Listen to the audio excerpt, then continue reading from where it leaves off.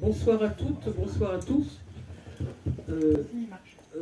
Cette invitation à une rencontre avec Wassila Tamzali et hélas, en l'absence de Michel Perrault, est autour du livre La tristesse, c'est un mur entre deux jardins. C'est à l'initiative de Michel Stévenard, de la librairie L'Arbre à Lettres et de l'association Coup de Soleil.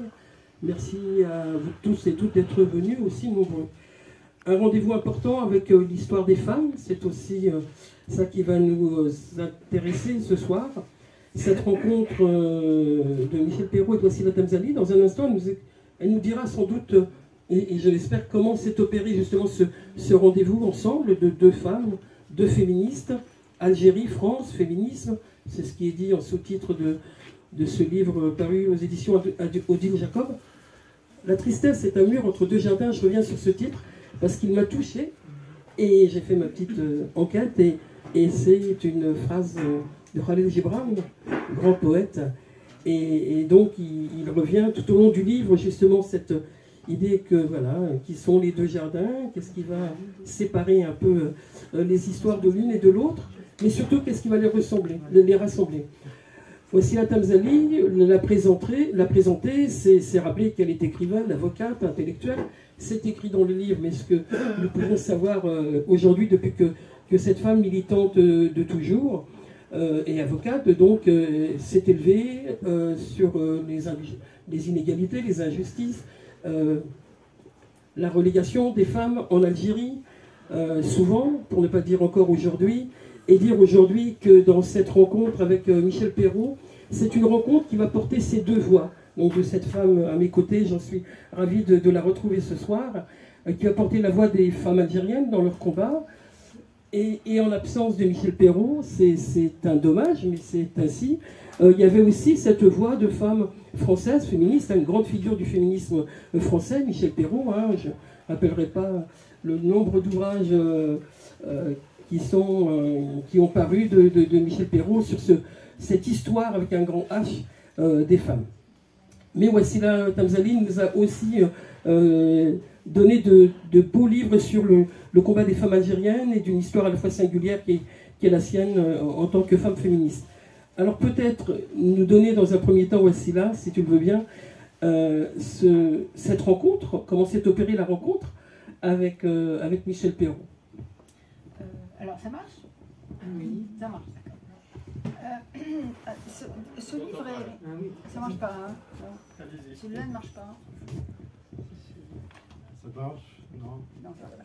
Oui. Ce livre, c'est l'initiative de l'éditrice Odile Jacob qui m'a téléphoné un soir pour me demander si je voulais faire un livre avec Michel Perrault. Et comme elle m'a appelé le soir à 8h, qu'il y avait beaucoup de bruit autour, on n'a pas pu s'entendre. Elle a été obligée de me rappeler 3 mois après parce que j'avais toujours pas pris de décision. Ah bon, ça marche pas? Il faut le mettre très près. Mais si on le met près, ça fait bruit de la mer, non?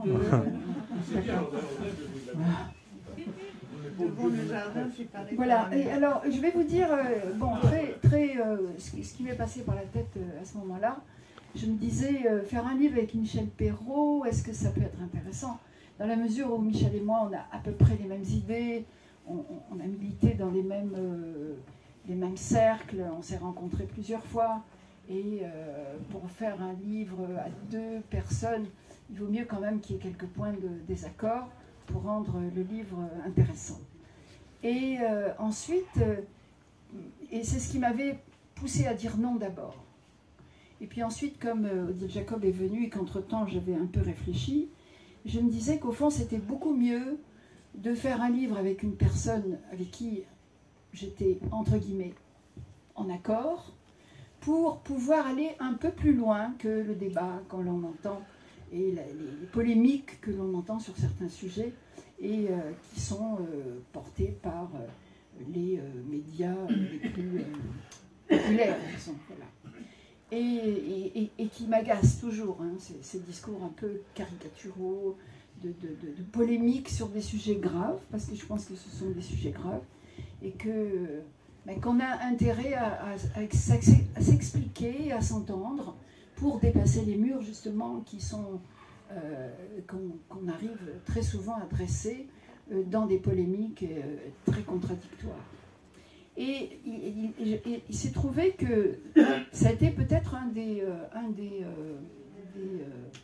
intérêts du livre d'être d'accord, mais d'être dans des positions et des lieux différents, de parler de lieux différents, et donc d'avoir à donner des détails, en tout cas. C'est ce que j'ai essayé de faire, c'est ce qu'elle a essayé de faire. Nous avons toutes les deux travaillé plutôt sur les détails que sur des oppositions. Et je trouve ça très intéressant pour éclairer certains problèmes entre la France et l'Algérie, entre différentes revendications de féminisme. C'était intéressant justement de se mettre dans cette position de réflexion. Ensuite, on a eu beaucoup de temps. Ça, c'est formidable. C'était le confinement. Donc, on avait beaucoup de temps toutes les deux d'écrire, de réécrire. On se téléphonait. Ça nous a permis d'avoir des temps longs et de creuser les questions. Et ça, ça a été un vrai plaisir, en tout cas, un vrai plaisir intellectuel de creuser les questions plutôt que de se les jeter un peu comme ça à la figure. Ça a été une chose importante. Et personnellement, évidemment, je crois que dans l'esprit de notre éditrice, c'était plutôt de faire un livre entre une féministe, une grande historienne, et une militante, disons, algérienne qui se bat pour les droits des femmes. Et donc, de faire plutôt un livre sur la condition des femmes en Algérie, suivi, interrogé par une historienne. Et c'est vrai que Michel, d'ailleurs, elle le dit, elle l'écrit, avait un petit peu cette idée aussi. Et comme elle dit, Wassila m'a forcé à un dialogue.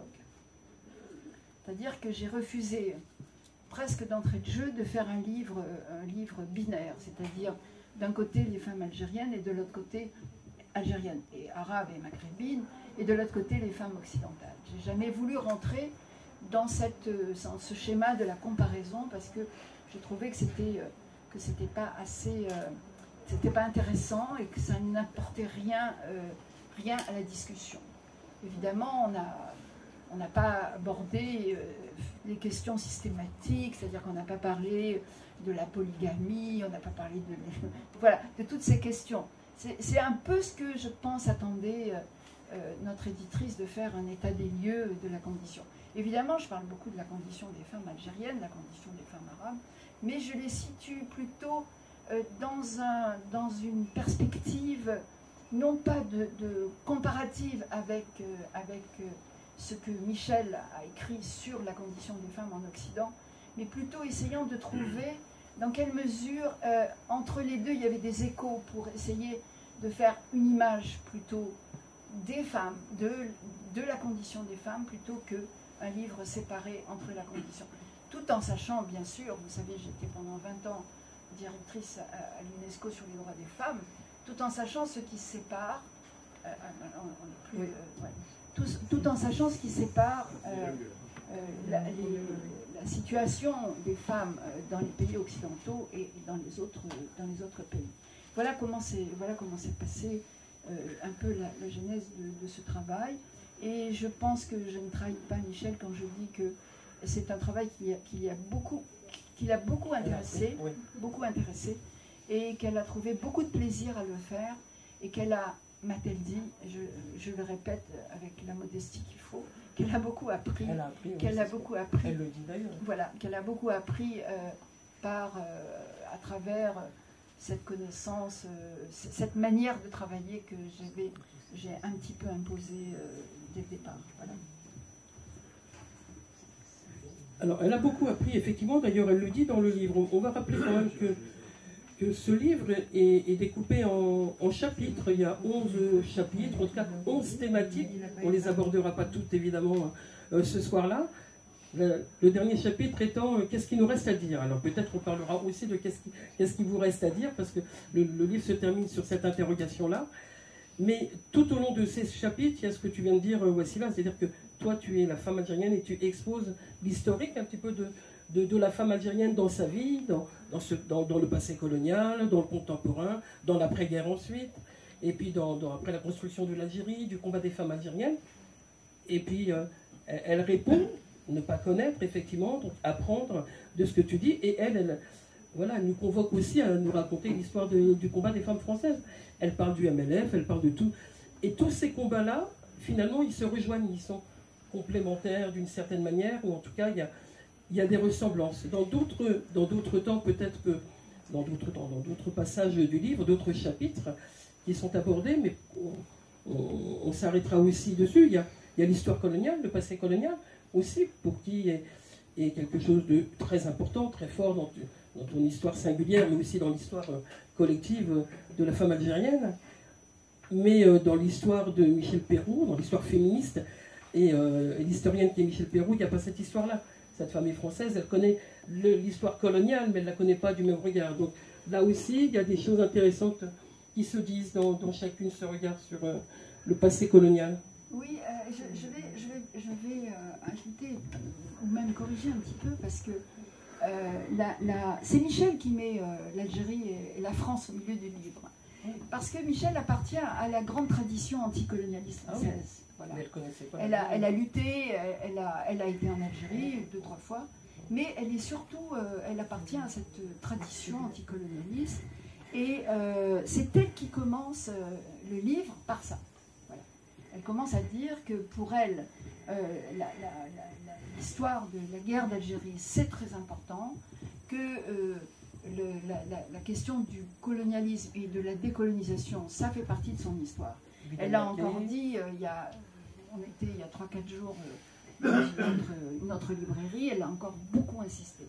Et c'est elle qui fait démarrer le livre de cette façon, et moi j'ai trouvé intéressant aussi parce que depuis, dans mon travail sur la condition des femmes, sur le féminisme et sur le féminisme dans les pays du Maghreb et en Algérie en particulier, évidemment, depuis longtemps je sais, et je m'en suis toujours préoccupée, c'est qu'on ne peut pas séparer la situation des femmes de la situation politique en général, que ce soit pendant la période coloniale ou la période d'aujourd'hui. C'est-à-dire que sinon on ne comprendrait pas la condition des femmes algériennes aujourd'hui. Ça serait ce que j'ai appelé une énigme, et que si elle reste une énigme, c'est parce qu'on pose toujours les mauvaises questions. On pense toujours que c'est parce que l'islam est mal interprété ou est appliqué. Et je trouve que c'est vraiment c'est passer à côté du vrai problème de la condition des femmes algériennes. Les femmes algériennes ont été, depuis la colonisation et aujourd'hui encore, sont les otages d'une politique qui les dépasse.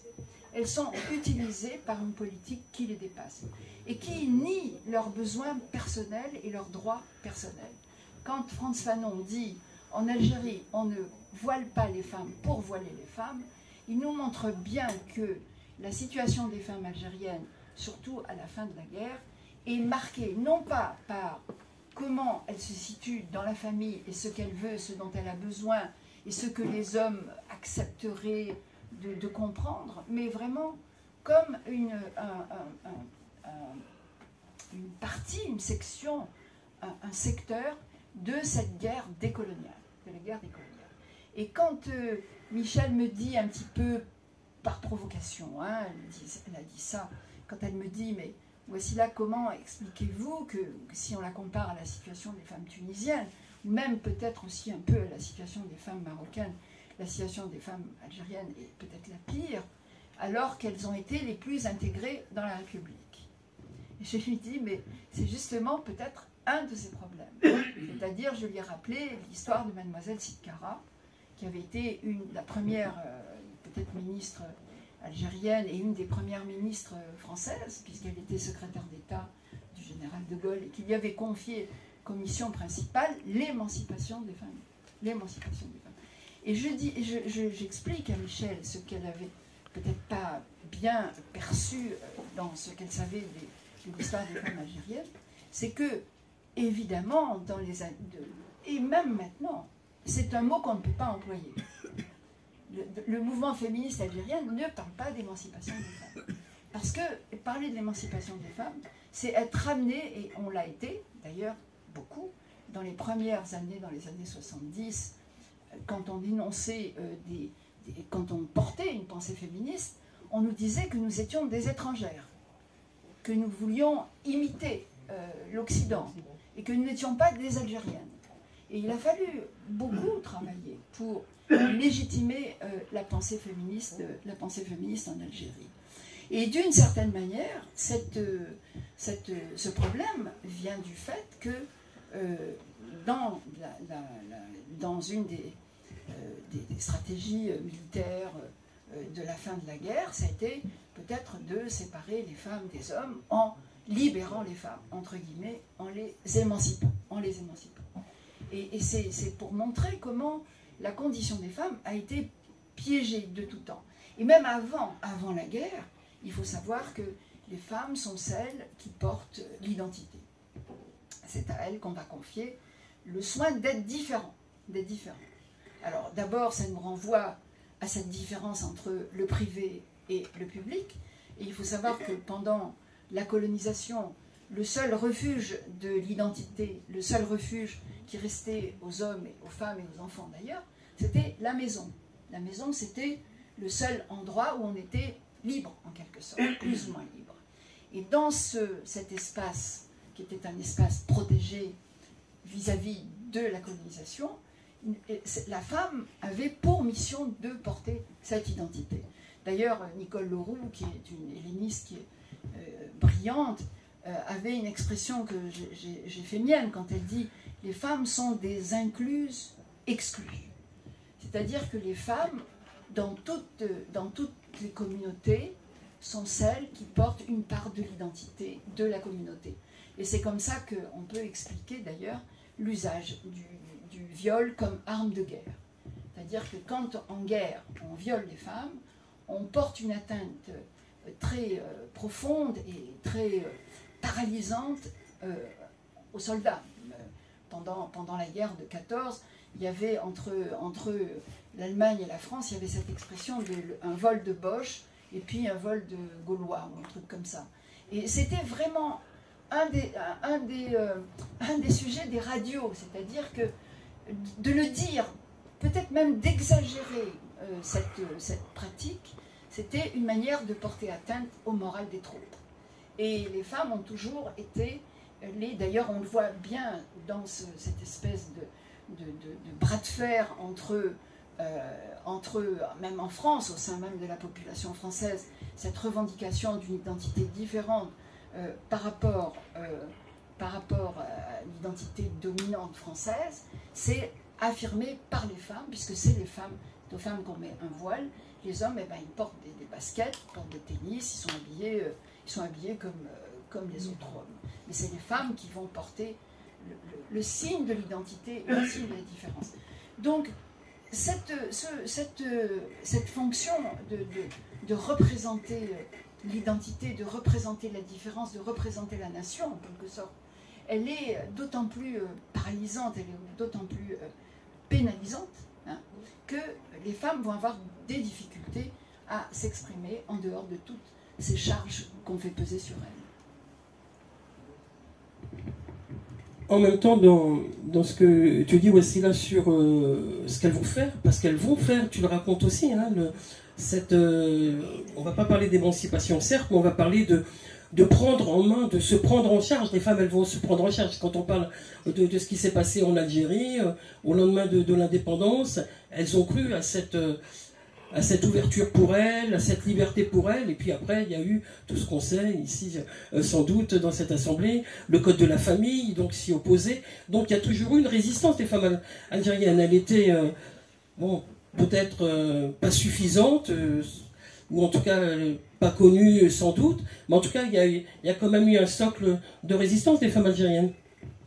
Oui, et c'était intéressant de dire que dans la vie politique algérienne des années 60-70, très marquée par le parti unique et par ce modèle un peu à la soviétique, avec des mouvements, ce qu'on appelait les mouvements de masse, les associations de masse. Il y avait l'association des jeunes, il y avait l'association des travailleurs de la terre, et il y avait l'association des femmes, l'Union nationale des femmes algériennes, qu'on appelait l'UNFA, a été une de ces organisations de masse qui a été rattachée au FLN, et qui devait mobiliser, qui devait former, qui devait enseigner, et qui devait surtout mobiliser les femmes algériennes pour ce grand projet national de modernisation, ou surtout nationaliste, on peut dire, ce grand projet nationaliste. Et à l'intérieur de ce schéma très strict, personne ne bougeait. Les syndicats d'ouvriers comme l'Union des travailleurs de la terre, personne ne bougeait. Les femmes se sont toujours opposées. Ça a toujours été, ça c'est très intéressant à dire, que s'il y a un sujet qui a été vraiment débattu en Algérie depuis 1962, c'est le sujet des femmes.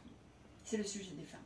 Et on a eu un pic très important en 1976, où il y a eu le fameux débat sur la charte nationale, que Boumedienne voulait faire adopter pour peut-être, disons, ramener un peu le FLN à sa mesure, c'est-à-dire que c'est un texte qu'on voulait ajouter au grand texte historique de la Soumam que plus personne ne respectait.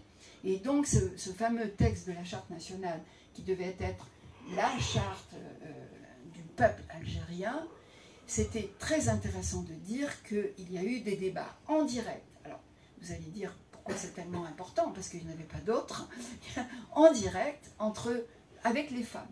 Et on a assisté en 1976 à un vrai débat sur la condition des femmes.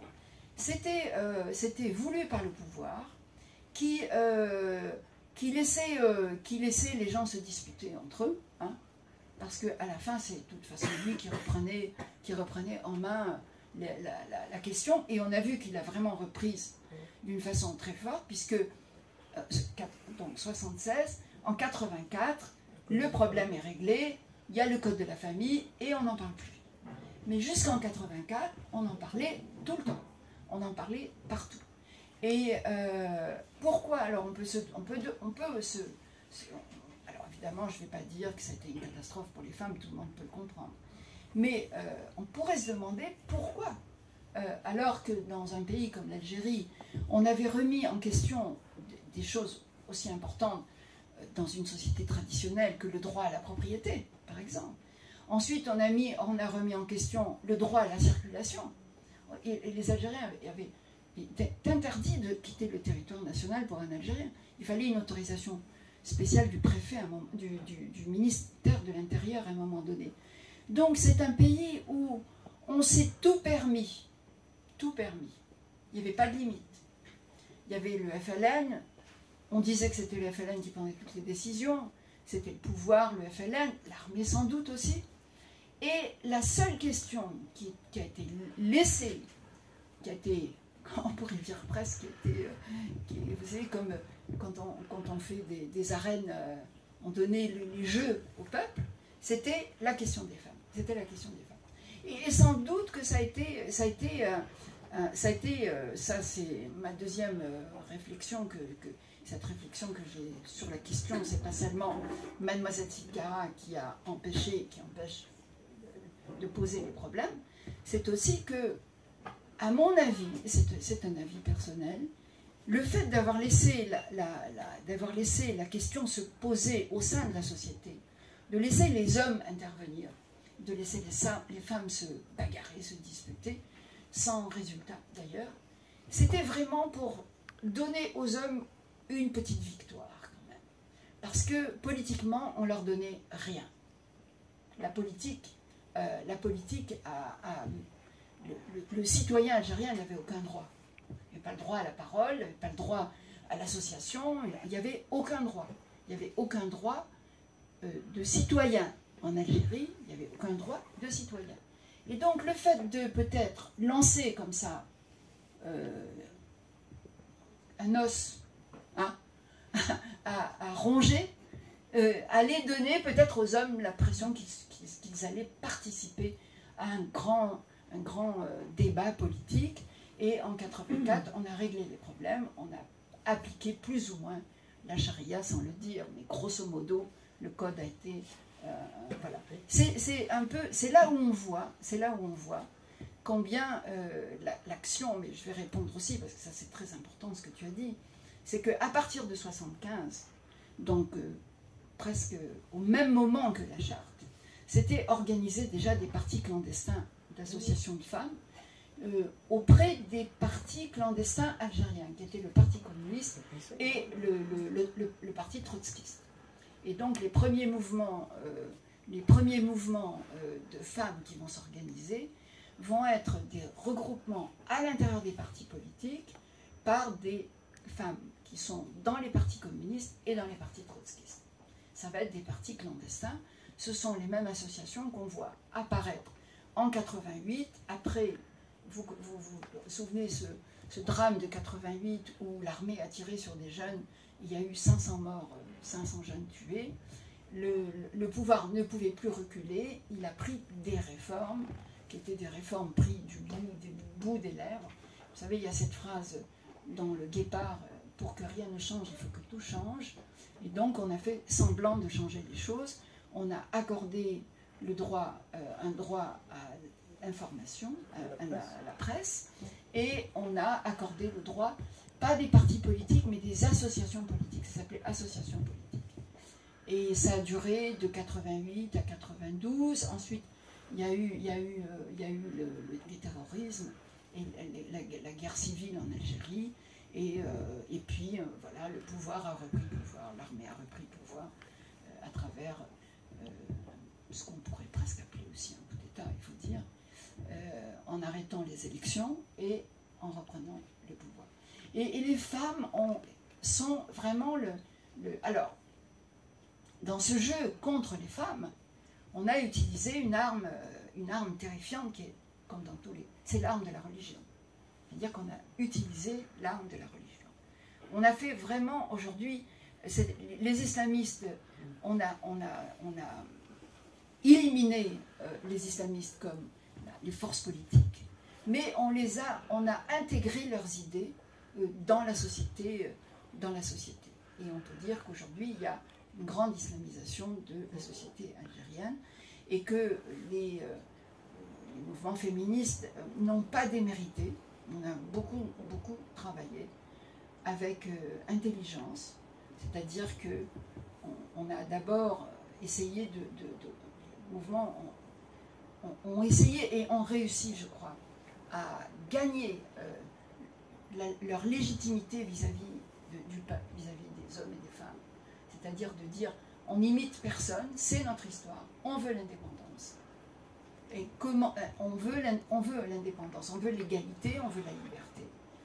Et ça a été, je crois qu'aujourd'hui, personne n'oserait dire que, à partir de là, on veut imiter l'Occident. Je pense que ça, c'est une chose qui est derrière nous. Ça, c'est un combat qui a été gagné, on peut dire.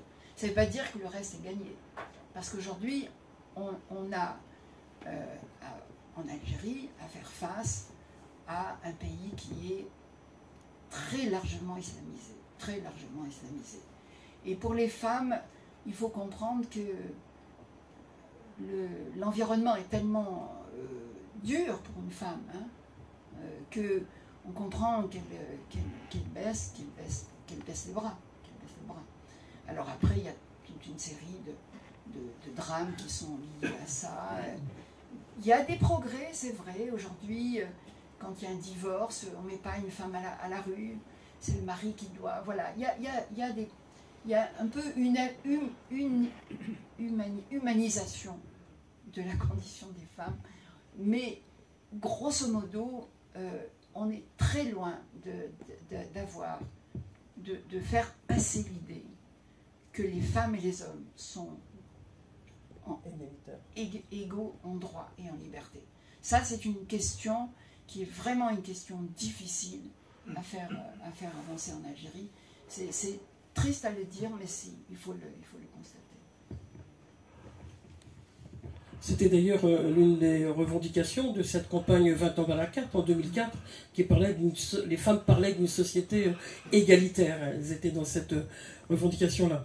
Peut-être on va rester encore sur le féminisme, il est question de ça, mais peut-être parler aussi de la question coloniale que tu as évoquée tout à l'heure rapidement, sur le féminisme et l'engagement des femmes en Algérie avec ce Hirak de février 2019. On en a beaucoup parlé ici en France, dans l'immigration. Il y a des rendez-vous chaque dimanche, enfin moi maintenant, mais dès le début en Algérie, évidemment, on se l'est approprié, les Algériens en tout cas ici, sur être aux côtés de cette mobilisation. Les femmes étaient partie prenante, on voyait même des générations de femmes. Moi, j'ai trouvé que j'étais en Algérie sur plusieurs semaines, donc j'ai assisté à des vendredis avec des femmes une présence de femmes sur 2 ou 3 générations. Donc il y avait vraiment cet élan féminin dans ce Hirak. Féministe, oui. Je parlais d'un élan féminin. Non, il y a eu une grande participation des femmes. Et il y a eu une participation des féministes. Voici là, s'il te plaît, excuse-moi, mais mets le micro dehors, on perd la moitié de ce que tu dis. Ah bon? Oui, Samia parle, on entend tout. Toi, tu fais sans arrêt comme ça, on entend la moitié de ce que tu dis. Excuse-moi, hein. On devrait t'entendre. Vous m'entendez pas? Tu mets le micro devant la... D'accord, ok. Voilà. Mais tu veux pas t'approcher à côté de moi? Non, mais c'est pareil. D'accord. Un élan féminin. Qu'est-ce que j'ai raconté là? Un élan féminin. Oui. Non, le Hirak, ça a été, c'est presque le dernier chapitre. Voilà, je l'avais oublié, je vais le mettre maintenant. C'est le dernier chapitre de ce constat terrifiant. Parce que, évidemment, les féministes, c'était normal de croire que c'était le moment, c'était arrivé. Enfin, on va pouvoir parler de liberté, puisque tout le monde voulait être libre. Eh bien, les femmes voulaient être libres, égales, etc. etc. Et donc, les féministes sont descendues comme tout le monde dans la rue, et qu'à partir d'un moment, mais très vite, le troisième, après le 8 mars, le troisième vendredi du mois de mars, ils prennent la décision de ce qu'on appelle le carré féministe. Parce qu'elles disent, il faut qu'on s'installe dans un endroit pour qu'on soit vu. Il faut quand même savoir que le Hirak, c'est intéressant de dire qu'elles voulaient être vues parce qu'au fond, dans le Hirak, on ne voyait pas les particularismes. L'idée, c'était quand même un corps, un peuple qui marchait ensemble. Vous voyez, moi, je faisais une comparaison avec le confinement. C'est-à-dire que dans le confinement, quand je suis rentrée en confinement, je me suis retrouvée avec moi toute seule. Et vous savez ce que c'est qu'être avec soi tout seul? On se découvre aussi, on se découvre. Alors qu'avec le confinement, quand je sortais à Alger pour aller dans le confinement, il fallait que je m'oublie pour rejoindre les autres. Et ça a marché tant que tout le monde s'oubliait. Il n'y avait pas une revendication, il n'y avait pas de revendication particulière. On retrouve là ce besoin d'être ensemble, ce besoin d'être un peuple, ce besoin qui est quand même une idée pour les Algériens très très forte et qui est aussi le signe d'un manque pendant longtemps de ne pas avoir été un peuple, de ne pas avoir été unis, etc. Et de retrouver cette unité.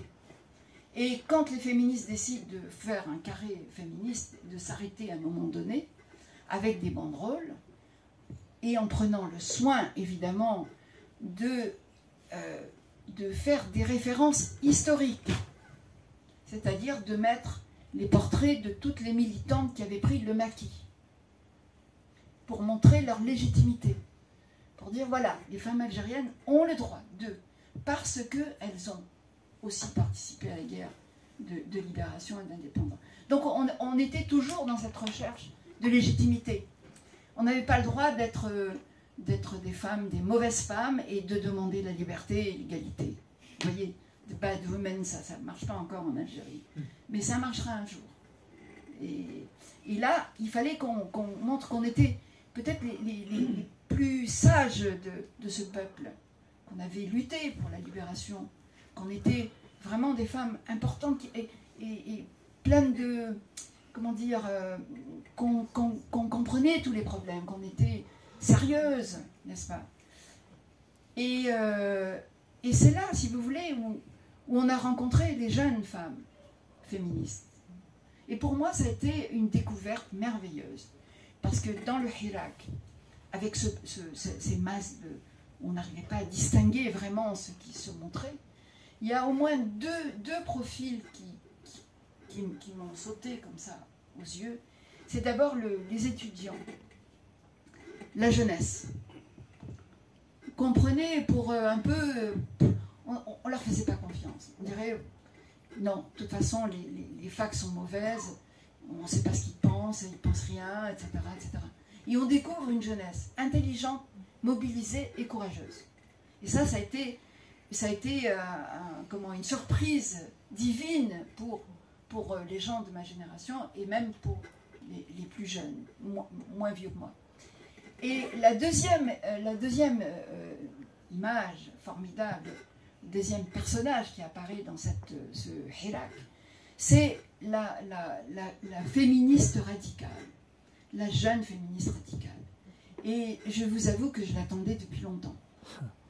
Parce que cette jeune femme radicale, contrairement à nous qui voulions être des femmes parfaites, et qui voulions convaincre qu'il fallait nous donner la liberté et l'égalité parce qu'on était parfaites, elle s'en foutait. Elle disait, nous on est libre, ça vous plaît ou ça vous plaît pas. On est libre. Et ça, c'est une chose qu'on n'a jamais réussi à dire, voyez-vous, dans le mouvement féministe, ni tunisien, ni marocain, ni algérien, et peut-être pas non plus dans les pays arabes. C'est-à-dire qu'il n'y a pas eu, dans les mouvements féministes des années 70, 80, même 90, il n'y a pas eu ces ruptures qu'on a vues dans les mouvements féministes en Occident, avec cette radicalité de rompre avec les traditions, de rompre avec les mœurs, de remettre en question la famille. Ça, on ne l'a pas fait en Algérie. Et ces jeunes femmes venaient avec ce discours radical. Et au début, il a fallu s'expliquer entre les vieilles et les jeunes. Et ça a fini par marcher. Parce qu'après, les femmes de toutes les générations ont défilé ensemble. Mais ça a été vu avec beaucoup de crainte par le Hirak lui-même, c'est-à-dire qui était lui porté pas seulement par des hommes, mais par des hommes et des femmes qui ne voulaient surtout pas qu'on pose ce type de problème. Et c'est comme ça qu'on s'est fait agresser. Il y a eu des agressions physiques. Et c'était très... j'étais vraiment choquée quand j'ai vu qu'une jeune fille qui avait mis comme pancarte ce slogan de 20 ans Barakat, abrogation du code de la famille, s'était fait agresser. C'est-à-dire que le code de la famille était devenu comme le Coran. On ne pouvait plus le toucher. Et là, on a compris la sacralisation de cette condition des femmes, comment elle était enchâssée dans un nombre de croyances qui la rendaient, voilà, c'était impossible de bouger. Et je peux vous dire que c'est sans doute une des parties qu'on pourra mettre au compte de l'échec du Hirak. Comme moi, j'ai tendance à penser que si ce qu'on a appelé la révolution algérienne au début de l'indépendance n'a pas marché, c'est parce qu'on n'a pas reconnu qu'il fallait libérer et reconnaître l'égalité entre les hommes et les femmes. Et on sent bien que c'est là, si vous voulez, qui est le nœud en Algérie de tous les problèmes, dans beaucoup de pays arabes. Et que, évidemment, on peut avoir des explications, on en a des explications, mais que sans doute l'explication pour moi la plus forte, c'est que d'une certaine manière, on voit bien qu'il y a cette répartition de pouvoir. C'est-à-dire qu'il y a des hommes qui ont les pouvoirs sur tous les hommes et toutes les femmes, et il y a certains hommes qui ont les pouvoirs que sur les femmes.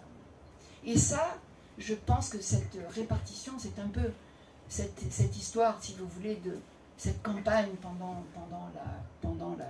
en 76, cette campagne algérienne menée par les pouvoirs qui a laissé les femmes, qui a laissé le problème s'installer dans la société pour finir par la victoire de, évidemment, la religion.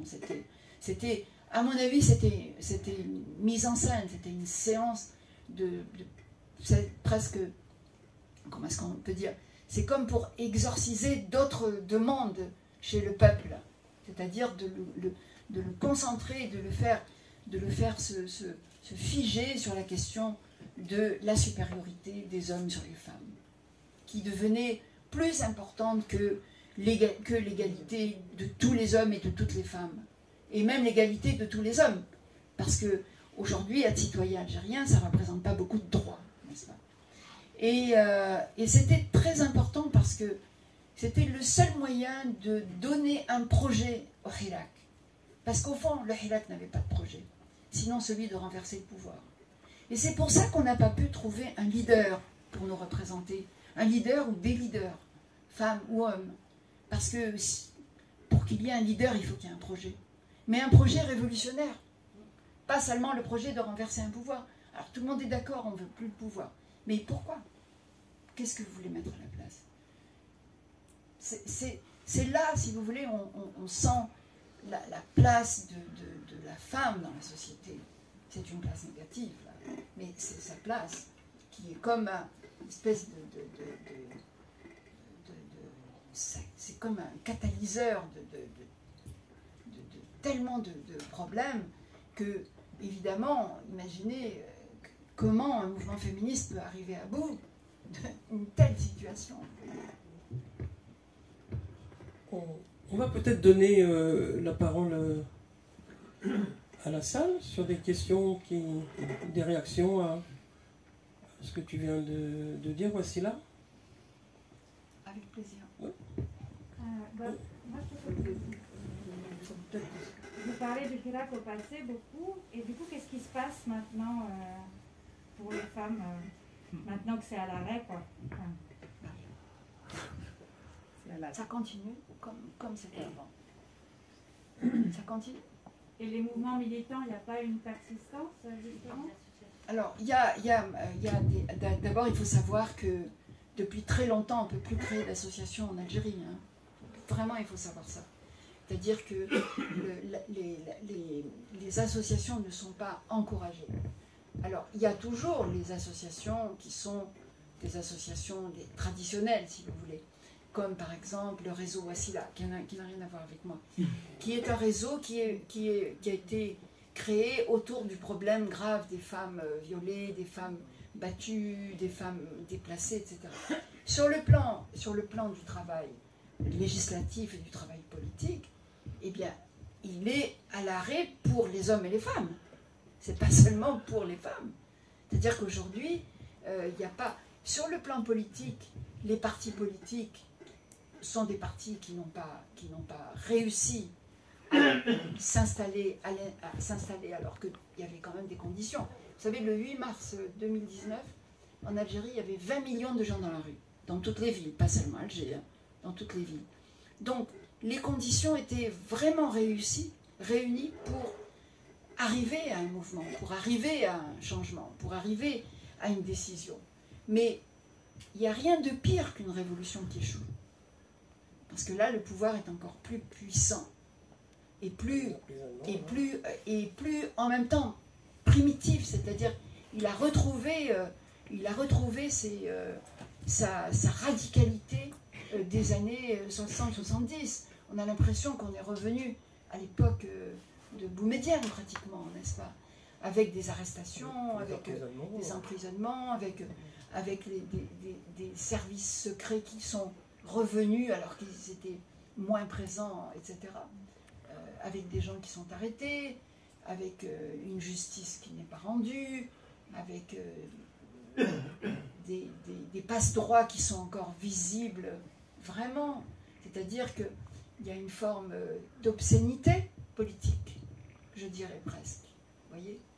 C'est-à-dire que ce qu'on voit en vrai, nous renvoie à une scène cachée qui est terrifiante. Vous voyez? C'est une forme d'obscénité politique. J'en parle au passé parce que... Alors, récemment, il y a eu une intervention de Riyad Ben Achour au Collège de France qui a dit, en gros, parce que d'abord, je n'aurais pas le talent de répéter ce qu'il a dit, mais qui, en gros, disait que les révolutions arabes, il ne faut pas les analyser comme à travers le schéma de la Révolution française. Ce que moi, j'aurais tendance à faire, d'ailleurs. Et ce que je continue à faire. D'accord. Parce que aussi, il y a eu des contre-révolutions en France. Et lourdes, hein. Il y a eu l'Empire, il y a eu la Restauration, il y a eu etc. Mais il y a une chose dans la Révolution française qui n'est pas apparue dans la Révolution algérienne, dans le Hirak. C'est-à-dire qu'il y a eu la Déclaration universelle des droits de l'homme. Et cette Déclaration universelle des droits de l'homme, quand elle a été adoptée par les ténors de l'Assemblée, il y avait combien de Français qui pouvaient la comprendre? Mais c'était un projet magnifique de société qui a été lancé au loin et qui sert encore aujourd'hui au peuple français de limite, de fil rouge, de barrière. On ne peut pas remettre en cause la Déclaration universelle des droits de l'homme en France, même si on est d'extrême droite. Parce que c'est cette alchimie extraordinaire qui fait qu'à un moment donné, un peuple se part d'un texte, d'une déclaration, c'est comme presque... C'est pas une loi, c'est plus qu'une loi. C'est une loi fondamentale. C'est une loi fondamentale. Et là, on peut dire, oui, si c'est comme ça, on va revenir, on peut revenir. C'est-à-dire que s'il y a eu vraiment un vrai élan, avec une détermination, avec un projet politique, même s'il y a une contre-révolution, on revient à la révolution. On revient toujours à une révolution. On revient toujours à quand on a vu la lumière des étoiles, on essaye de revenir à cette lumière, vous voyez. Or, dans le Hirak, il n'y a pas eu cette alchimie, il n'y a pas eu cette déclaration, il n'y a pas eu ce qu'il y a eu surtout, c'est une solidarité. Hein. On a vu avec les incendies, ça s'est tout de suite manifesté. On a vu que dans le peuple algérien, il y a cette grande solidarité qui a dépassé tout ce qu'on pouvait penser de cette chose. Mais il n'y a pas eu ce projet politique, il n'y a pas eu un projet politique qui moi, m'enthousiasmerait, qui, moi, me ferait dire que le Hirak était là, la révolution était là. Maintenant, il y a une contre-révolution, mais on a quand même dit ce qu'on voulait. On ne l'a pas dit. Vous voyez, c'est pour ça que je ne vous ai pas dit que le Hirak était fini, mais je vous ai dit que pour l'instant, il y a, moi, d'après ce que je pense, de ce que je sais aussi de l'histoire, je ne vois pas la chose qui permettrait de s'accrocher pour recommencer et pour redémarrer. Oui. Je suis étonné que vous ne parliez pas, surpris, voire que vous ne parliez pas d'un problème essentiel dans l'émancipation de la femme en Algérie, et qui est la religion. La religion est employée contre les femmes de façon très brutale, et la lecture du Coran en est une preuve. Et pour vous, c'est votre frein essentiel. Parce que quand on regarde le Coran et quand on voit l'application du Coran par les dirigeants algériens, qu'ils l'utilisent contre vous. Mais vous êtes en train de dire exactement ce que je dis. Donc c'est pas la religion, c'est l'utilisation politique. Vous savez, les religions... Non, je vais vous dire, les religions ne sont que ce qu'on en fait. Absolument. D'accord. Moi, je suis pas croyante. Mais quand même, dans le Coran, il y a des phrases qui sont très cassantes, qui sont très marquantes, qui sont absolument antiféministes. Et c'est ça. Oui, il y a des règles, il y a des lois, il y a des lois. Dans les trois religions monothéistes, Non, mais c'est vrai qu'il y a des lois. Ouais. Ce sont les lois qui ont été, d'ailleurs, c'est la partie qui a été organisée par des hommes, hein, je vous renvoie. Et alors là, il n'y a pas de doute, là c'est vraiment... et ce sont des lois qui sont des lois... S'il n'y avait que ces lois-là qui n'étaient pas respectées, on pourrait vraiment avancer. Mais c'est l'utilisation globale de la religion qui est arrivée à Alger. Vous savez, moi j'étais étudiante à la fac de droit quand on a vu s'ouvrir la première salle de prière à l'université en 1968. Parce que nous avions fait, on avait fait une grève à l'intérieur de la faculté et qu'il y avait déjà ce qu'on appelait les frérots, c'est-à-dire... Les frères musulmans. Non, on les appelait les frérots à l'époque. Même pas les frères musulmans. C'était pas les frérots, ils étaient en nu-pieds, vous savez, avec des gandoras blanches. Ils se promenaient, ils n'étaient pas nombreux.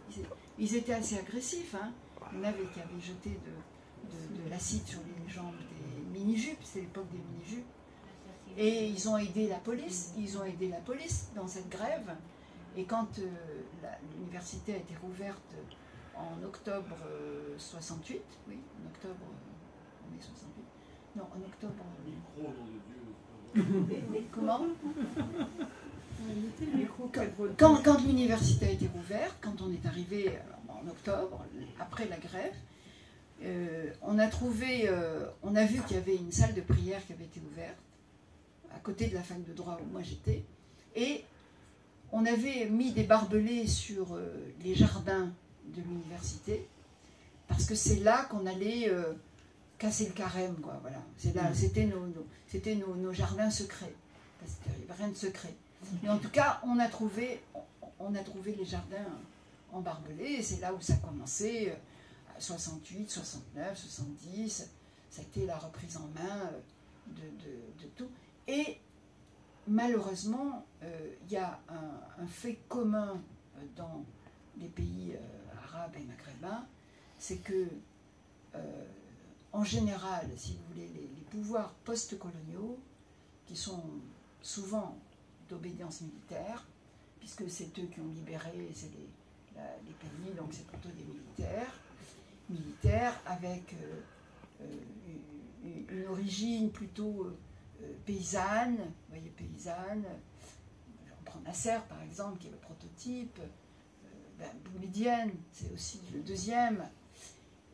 Ces pouvoirs vont être confrontés à l'intérieur des pays, d'abord dans une grande presque fraternité, à des oppositions libertaires. C'est surtout, ça va venir des étudiants, en général, ça vient des étudiants. Et pour contrer ces oppositions libertaires, puisque eux, par définition, se disent socialistes en général, ils sont tous de modèle soviétique. Et la politique avouée, c'est le socialisme. Nous étions socialistes en Algérie. Donc, ces étudiants qui viennent, eux, être souvent des marxistes et des plus socialistes que les socialistes du pouvoir, il va falloir les contrer, mais on ne va pas les contrer en les mettant en prison, parce qu'on va défendre son étiquette de pouvoir de gauche. On va leur lancer dans les pieds les islamistes. Ça a été un jeu très subtil. Et en lançant dans les pattes des islamistes, le pouvoir va pouvoir avoir cette formidable image de défendre les idées laïques, de défendre les idées socialistes contre les islamistes. Évidemment, ils vont être dépassés par les islamistes, on sait bien ce qui s'est passé en Algérie. Mais la chose qui s'est presque passée dans tous les pays, c'est que arrive un moment où on va tuer, on va emprisonner les représentants des islamistes comme des démocrates. On va les appeler les démocrates, les hommes. Il y a les démocrates, les islamistes et le pouvoir. Mais quand on va emprisonner, tuer, forcer à l'exil, comme ça s'est passé beaucoup en Algérie, les démocrates, on va poursuivre leurs idées à l'intérieur du pays. Quand on va se débarrasser des islamistes, on va garder leurs idées. Parce qu'on a compris que c'est avec la religion qu'on pouvait gouverner. Et c'est comme ça qu'on va islamiser les pays. Les pays ont été islamisés davantage par les pouvoirs en place que par les groupes islamistes. Parce qu'il faut vous dire que les groupes politiques islamistes, la Tunisie nous en a donné un bel exemple, mais déjà en Algérie. Parce qu'en Algérie, quand les islamistes ont pris le pouvoir des mairies, vous savez, ils avaient été élus dans toutes les mairies. Ils avaient commencé à interdire la musique dans les mariages, à interdire, et les gens disaient, mais c'est pas des musulmans, c'est pas des musulmans comme nous. Et déjà, on sentait qu'il y avait une espèce de recul du peuple vis-à-vis de ces gens pour lesquels ils avaient voté parce qu'ils étaient contre le pouvoir et qu'ils pensaient qu'ils étaient bien parce qu'ils étaient musulmans, parce que leurs parents à eux étaient musulmans et qu'eux étaient musulmans. Ils se sont rendus compte que c'était de l'islam politique.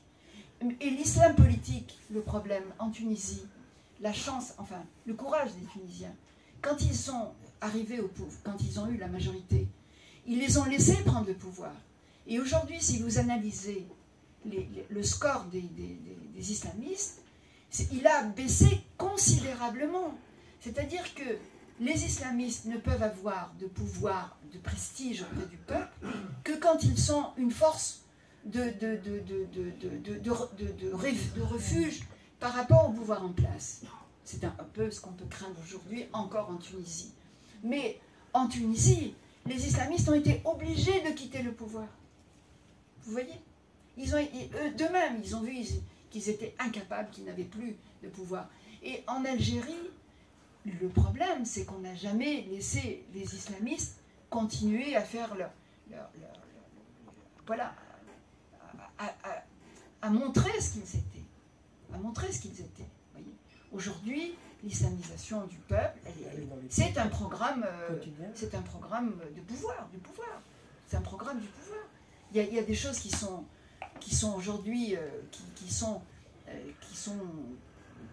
le fait des plus hauts niveaux de l'expression de l'État algérien qui est carrément islamiste, quoi, il faut bien le dire.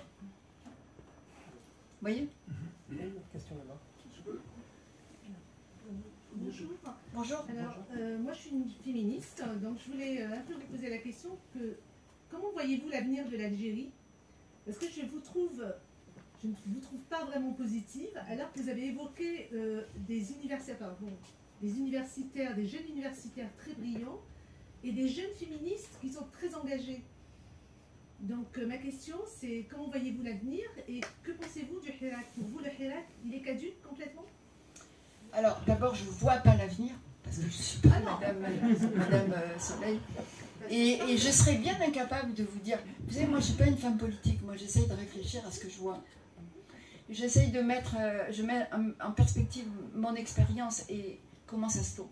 Alors, pour moi le Hirak aujourd'hui, on ne peut pas dire qu'il soit là, parce que le résultat c'est que le pouvoir a pris encore plus de liberté avec la Constitution et avec le peu de démocratie qu'on avait. Aujourd'hui, on ne peut pas dire qu'il y ait une justice en Algérie, hein, alors que on pouvait, avant le Hirak, bon, c'était pas... Mais là, c'est quelque chose de terrible. C'est-à-dire que les gens entrent en prison, vous voulez quitter le territoire comme Amira Bouraoui qui a essayé de sortir, alors qu'elle avait le droit de sortir, puisqu'elle était sortie de prison et que son procès était arrêté. Et elle n'a pas pu sortir, elle a été refoulée. Donc aujourd'hui, il y a comment est-ce qu'on peut dire, il y a une violation des droits citoyens des Algériennes et des Algériens qui est pire que ce qu'il était, avant le Hirak. Le Hirak a fait peur au pouvoir. Il a fait peur au pouvoir. Et toutes ces libertés qu'il faisait semblant d'accorder, ce jeu qu'il jouait de la démocratie, faisant semblant de croire à la démocratie, c'est terminé. C'est terminé.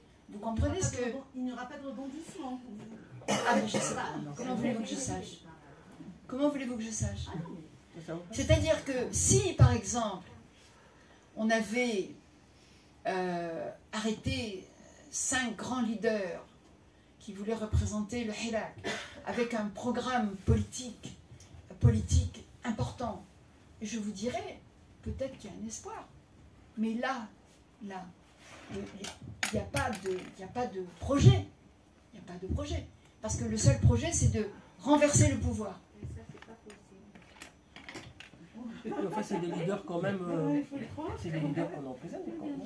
C'est des leaders, c'est des jeunes, c'est des poètes. On a emprisonné des poètes. On emprisonne des jeunes femmes parce que elles voulaient s'exprimer. Elles voulaient plus de démocratie, plus de liberté. On les a emprisonnées.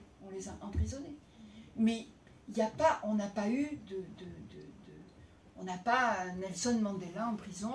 C'est-à-dire qu'il n'y a pas eu... Et vous savez, pour qu'il y ait des personnages, il faut qu'il y ait... C'est que le peuple porte un personnage. Hein. C'est-à-dire qu'il y a une osmose entre le peuple et les personnages. Les hommes, les grands hommes, ne sont que dégagés par des circonstances. Ce sont les circonstances qui font les grands hommes. Hein. Mais alors, les circonstances, comment ça s'est passé? Les policiers n'étaient pas avec nous, les militaires n'étaient pas avec nous. Et après, on a recréé une police militaire, etc. Et tout d'un coup, on s'est retrouvé avec des vrais ennemis devant, qui étaient contre la démocratie, contre la liberté, contre la démocratisation de la société. Ça, je peux le voir, je peux le dire. Mais je ne peux pas vous dire si il va y avoir un rebondissement. Je ne peux pas vous dire. Ce que je peux vous dire, c'est encore beaucoup plus pessimiste. Je ne sais pas si la dame, j'aimerais bien la voir. Vous êtes assise, hein? Vous êtes bien assise, d'accord. Je peux vous dire que ça je le dis avec un début d'information, hein, de connaissances. Je n'ai pas fait de statistiques. Mais je peux vous dire que le Hirak, c'est de nouveau un de ces événements algériens qui provoque un départ des Algériens. Une diaspora. En Algérie, la diaspora, c'est 70, 80, 90, 2000, et maintenant, ça recommence. Et il va y avoir des départs. Et il commence à y avoir des départs. Ça, je peux vous le dire, madame. Et ça, c'est extrêmement pessimiste, ce que je vous dis. Parce que on a l'impression que le pays, à chaque fois qu'il y a une génération qui se forme dans quoi? Vous savez, mon président a dit, si les Algériens partent, c'est parce qu'ils sont à la poursuite du rêve occidental. Eh bien moi je dis non, monsieur le président. Si les Algériens partent, c'est parce qu'ils courent après le rêve algérien. Nous quittons l'Algérie à cause du rêve algérien. On n'arrive pas à... Il y a eu dernièrement... Vous savez, il y a des jeunes qui se sont révélés dans cette chose. C'est formidable. Qui dit, on n'a plus le droit de rêver, on n'a pas le droit de rêver. On n'a pas le droit... Ces vieillards veulent nous tuer. Dès qu'on a un rêve, ils nous tuent. Vous voyez ? Il y a une question par ici. Alors pour les femmes algériennes, pour répondre à votre question, elles continuent à se battre. Dans Et des... surtout une relève, qu'à un certain moment on ne l'avait pas. Cette jeunesse féministe. Oui, oui, avec la jeunesse, oui. Mais la jeunesse était là, on ne la voyait pas, elle s'est montrée dans le Hirak. Parce que je pense qu'il y a toujours eu des jeunes femmes qui ont résisté. Mais le problème, c'est qu'on... Voilà, il n'y a pas de lieu public en Algérie où on peut exprimer une idée politique. Ça n'existe pas. Ça n'existe pas. On va prendre une question là. Il y a un monsieur aussi depuis tout à l'heure qui lève la main. Allez-y. À propos de l'islamisation de l'Algérie, madame, ça ne touche pas que l'Algérie, ça touche l'Afrique du Nord et le monde.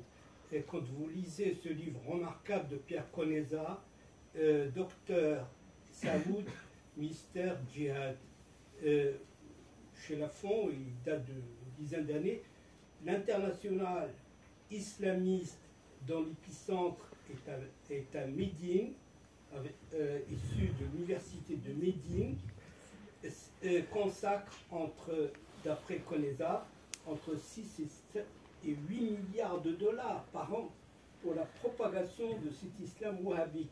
Et cet islam a contaminé, je dirais, métastasé, non seulement en Afrique du Nord, mais dans les pays arabo-musulmans, et même ici, en Europe. Ouais. Et on ne peut pas oublier le rôle néfaste de l'Arabie Saoudite dans cette islamisation. Et je vous recommande ce livre de Pierre Conesa, il est remarquable. D'accord. On va prendre une autre question là, et après ça sera vous, messieurs. On va prendre deux questions, et si tu veux répondre après. Je voulais juste Pas une question, par hein. rapport à est-ce qu'il y a une possibilité aujourd'hui que le Hirak il reprend. Le Hirak il reprendra. Aujourd'hui, moi je pense que le combat il va se faire autour de la libération des détenus. Et la liberté d'expression et la liberté d'organisation. C'est-à-dire en Algérie aujourd'hui, il y a 3 éléments qu'on atteint.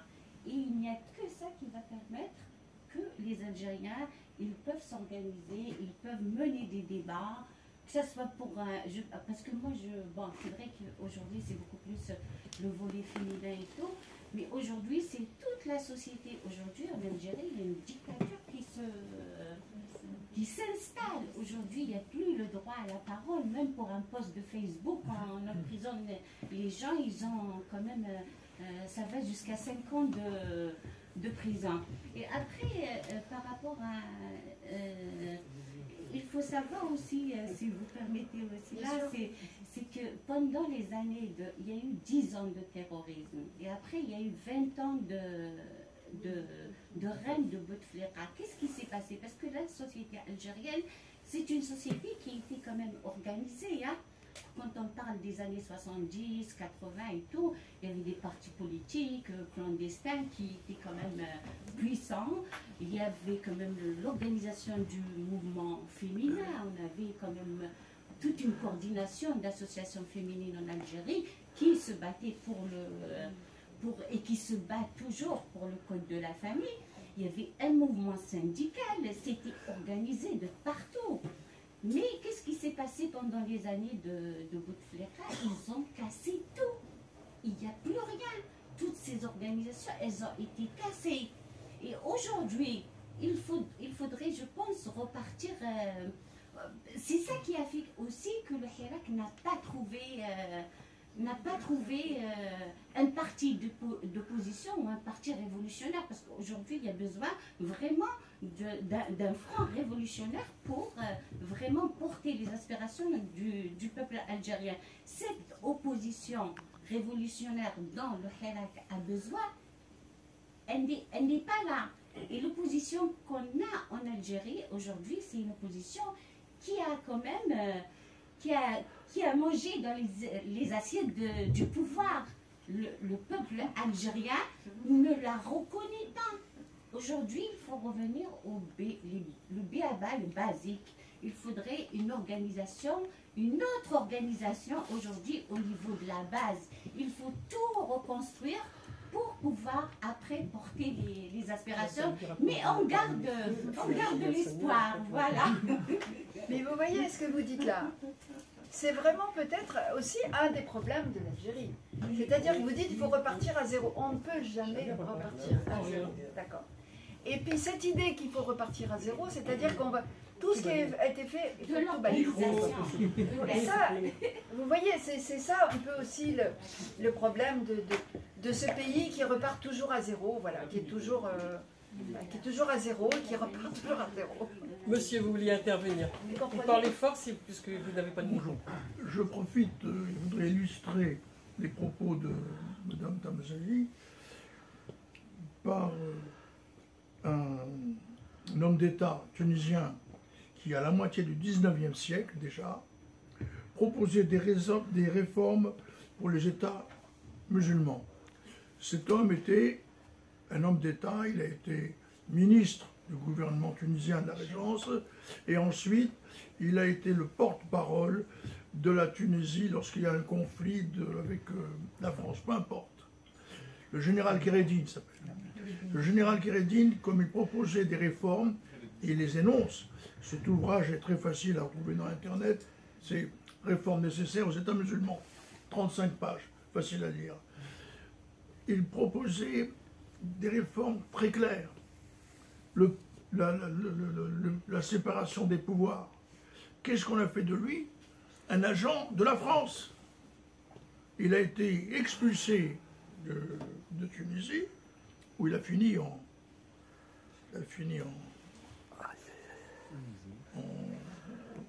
Empire ottoman. Il a été Premier ministre par la suite du sultan Abdelhamid. D'autre part, ce qui m'étonne, c'est que je vois que ce soit aussi les Tunisiens que les Algériens, etc., ils vivent dans le mythe de l'histoire.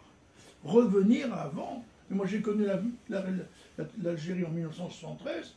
C'est un État autocratique où on ne passait pas dans certaines rues parce que si on était par hasard pris par la police politique, on ne sortait peut-être pas comme en Syrie. Alors quand vous dites les syndicats ont été démantelés par Ben Bella, immédiatement il n'y avait ni syndicats et non, il n'y avait rien. Non, je veux dire, d'autre part, oui c'est ça que je veux dire, et que le reproche que l'on fait aux organisations démocratiques, c'est des agents de l'étranger.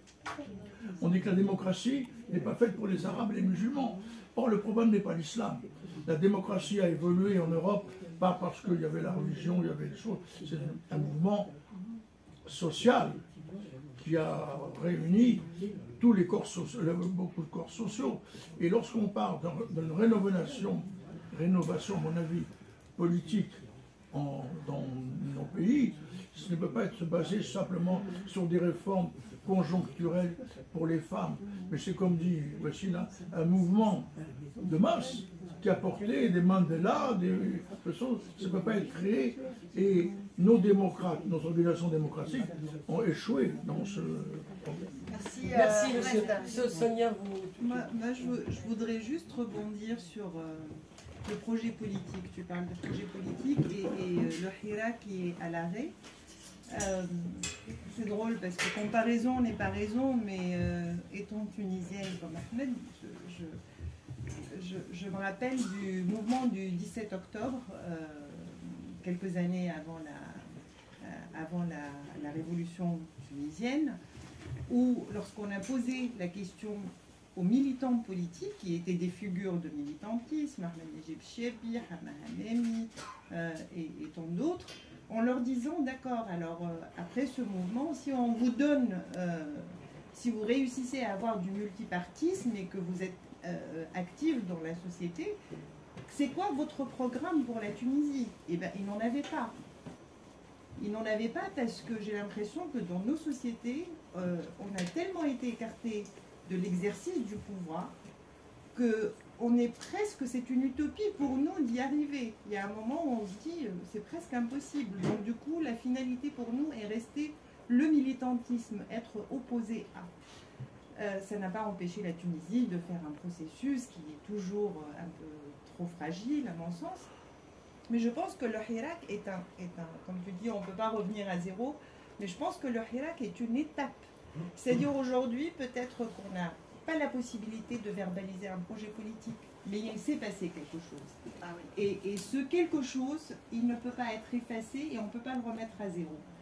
Et à mon avis, il sera aussi la base d'une réflexion politique, c'est-à-dire les Algériens et les Algériennes se sont emparés de quelque chose et ils ne peuvent pas être ce qu'ils étaient avant, ce qu'elles étaient avant le Hirak. Ça, à mon avis, c'est impossible. Et donc, c'est aussi, ça fait partie de la...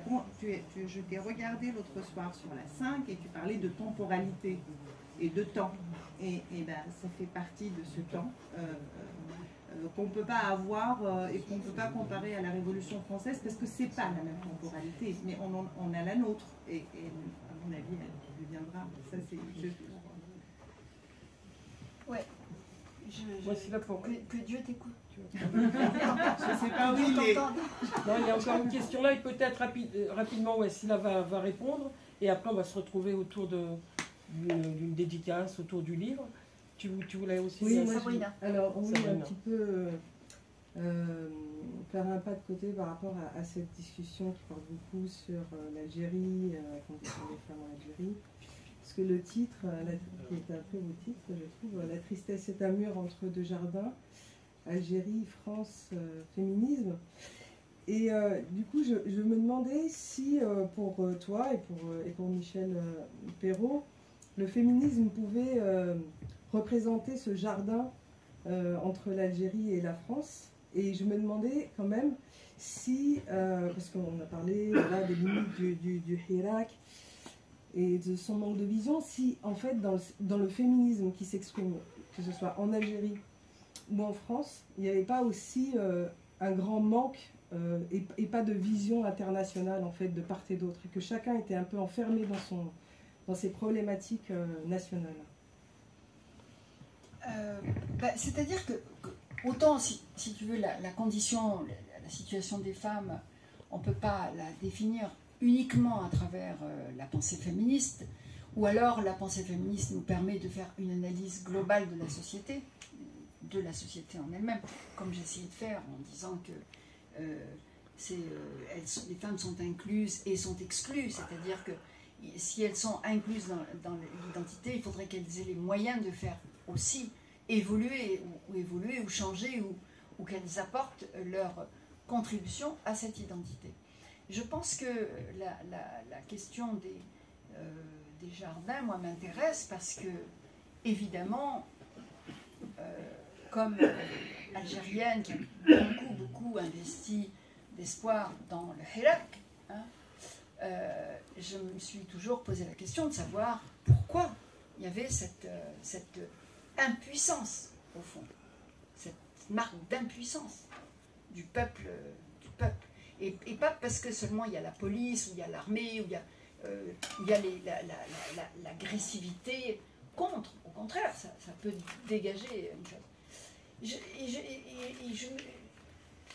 C'est ça qui me retournant aussi, je ne veux pas dire que c'est à cause de la France, mais me retournant aussi vers ce moment, ces rapports entre la France et l'Algérie, là aussi il y a quelque chose qui manque. Là aussi il y a un grand vide. C'est-à-dire que on sent bien que le peuple algérien est dans l'attente de quelque chose aussi. Et que, en tout cas moi personnellement, je suis dans l'attente de quelque chose. C'est-à-dire, on a bien vu avec le rapport sur les mémoires, avec la commémoration du 17 octobre 1961. Enfin, je me trompe, hein. Non. Je suis là pour te le rappeler. 1961. Et on a bien vu que ça aussi c'est important. Et que moi, si je coupe pas, je ne coupe pas les femmes de la politique en général, mais je ne coupe pas non plus ce qui se passe pendant le Hirak du récit national algérien. Et c'est ça qui m'intéresse au fond. Ce récit national algérien, il est quelque part, il est comme bloqué.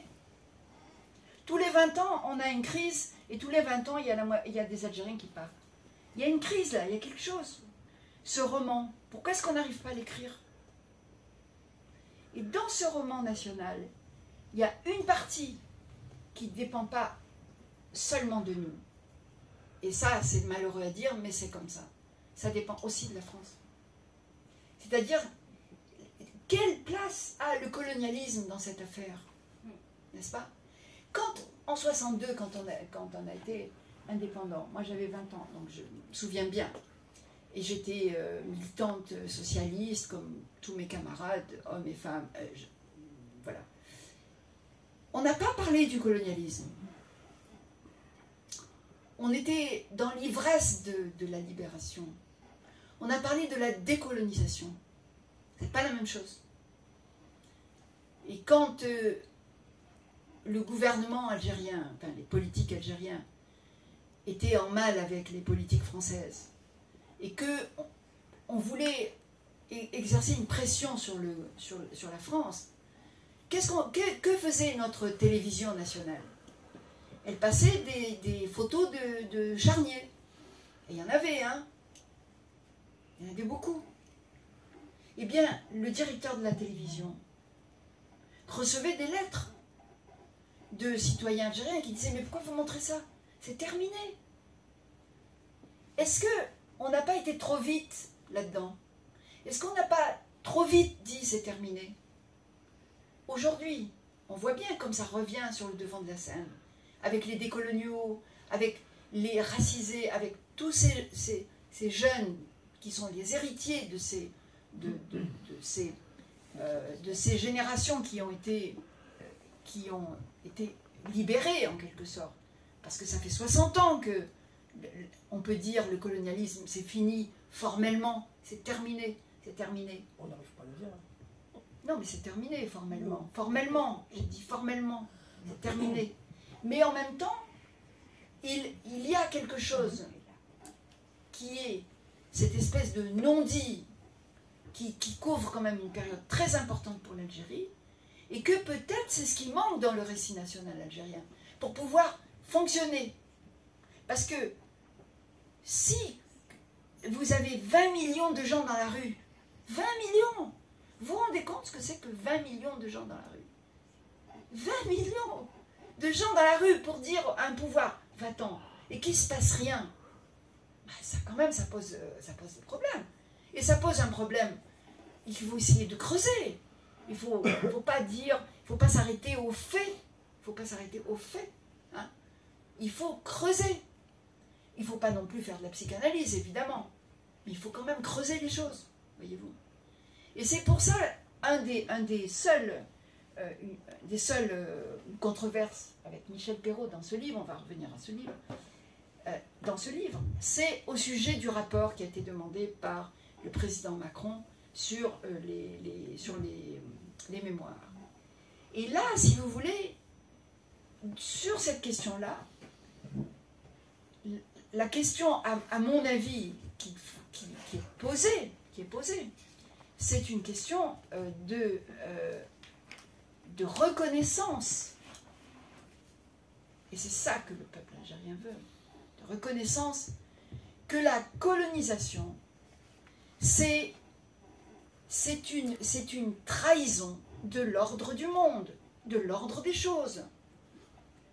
Parce que vous avez, dans la colonisation, ce qui s'est passé en Algérie, ça a été une colonisation de peuplement, avec une hiérarchie des races, entre guillemets, des races à l'intérieur de l'Algérie, avec une dépossession totale de tout, de la langue. Moi, je ne parle pas l'arabe, hein, je parle que le français. Et cette chose-là, si vous voulez, cet ordre du monde, vous savez, dans mon travail de fonctionnaire international, j'ai travaillé sur des atteintes graves à la personne. Par exemple, j'ai travaillé sur les questions de la prostitution, sur les questions des violences, sur les questions la question de l'inceste, par exemple. Quand il y a des situations qui ont mis en échec l'ordre du monde, mais c'est pas une simple violence, c'est-à-dire quand un père viole sa fille, c'est l'ordre du monde qui est brisé. Quand un peuple va asservir un peuple, c'est l'ordre du monde qui est brisé, n'est-ce pas? C'est pas rien. C'est pas rien. Et c'est là qu'il faut s'arrêter. C'est là qu'il faut s'arrêter. Et c'est pour ça que moi, je n'étais pas d'accord avec eux. Je trouvais ce rapport insuffisant. Parce que c'est un rapport de mesures pratiques. C'est des mesures pratiques. On n'en a pas besoin. Il faut énoncer clairement qu'on veut sortir du colonialisme. Ça, c'est très important. C'est-à-dire, et ce n'est pas seulement les Algériens. Aujourd'hui, c'est tous les autres peuples qui le demandent. Au peuple américain, au peuple occidental. Il faut sortir de ce... Parce que ça paralyse une action. Ça paralyse un peuple. Ça paralyse une histoire. Ça paralyse un réseau. Il faut que les Algériens arrivent à écrire leur récit national. Et c'est ça qui m'intéresse. Le reste ne m'intéresse pas. Le reste ne m'intéresse pas. C'est la seule chose qui m'intéresse. Comment arriver à cette possession enfin de son histoire.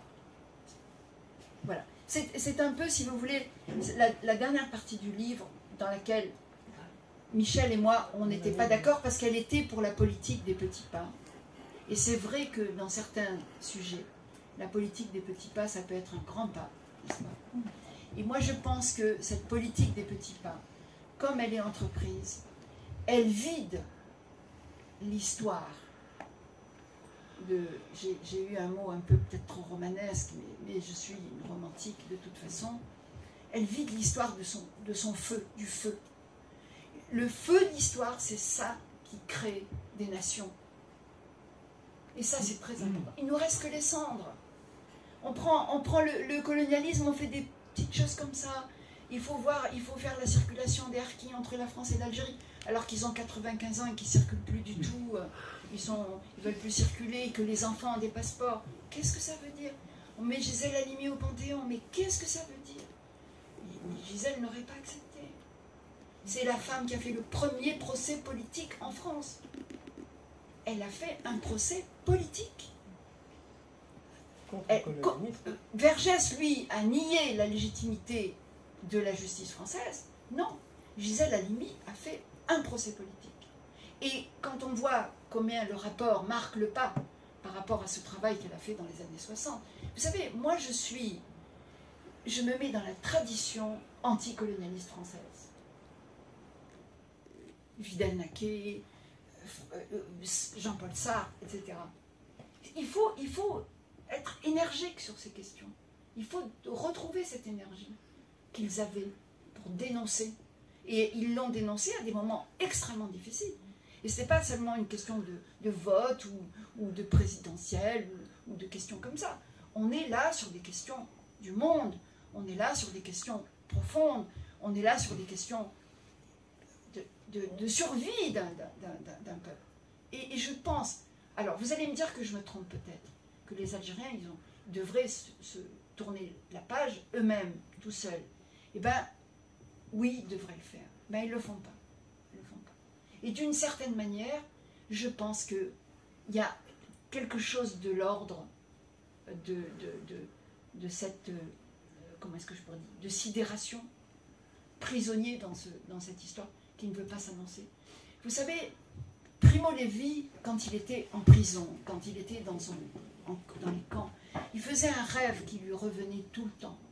Il rêvait qu'il rentrait chez lui, qu'il voulait raconter à sa famille ce qu'il avait vécu, et qu'il y avait un grand repas de famille, et que tout le monde lui tournait la tête, et qu'il ne pouvait pas finir ses phrases. Là, nous avons, nous, l'impression, algérienne, qu'on n'arrive pas à finir nos phrases.